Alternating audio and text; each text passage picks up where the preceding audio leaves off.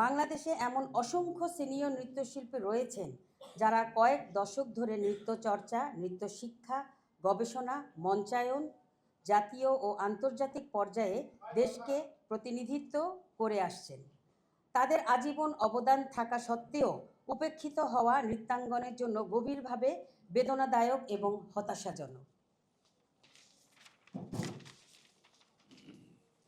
আমরা বাংলাদেশের নৃত্যশিল্পীরা দৃঢ়ভাবে বিশ্বাস করি যে ২১শে পদক কখনোই বয়স, সাম্প্রতিকতা বা সীমিত সময়ের পরিচিতির ভিত্তিতে নয়, বরং দীর্ঘ সাধনা, জাতীয় সংস্কৃতিতে সুদৃঢ় অবদান এবং প্রজন্মকে প্রভাবিত করার সক্ষমতা, আন্তর্জাতিক অঙ্গনে বাংলাদেশের ঐতিহ্য তুলে ধরা প্রভৃতির ভিত্তিতে প্রদান করা উচিত। আমরা সংশ্লিষ্ট কর্তৃপক্ষের নিকট বিনীতভাবে আহ্বান জানাচ্ছি, ২১শে পদক প্রদানের নীতিমালা অনুযায়ী ২০২৬ সালে নৃত্যকলায় পদক প্রদান করা হয়েছে কিনা তা যাচাই করা।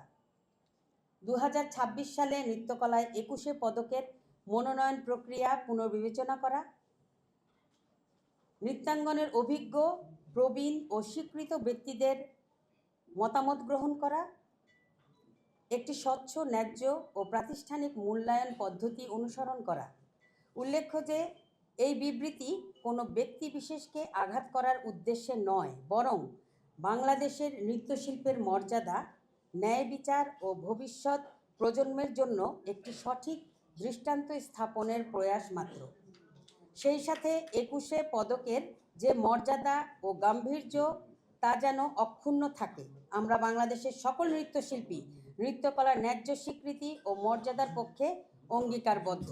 ধন্যবাদ বাংলাদেশের নৃত্যশিল্পীবৃন্দ।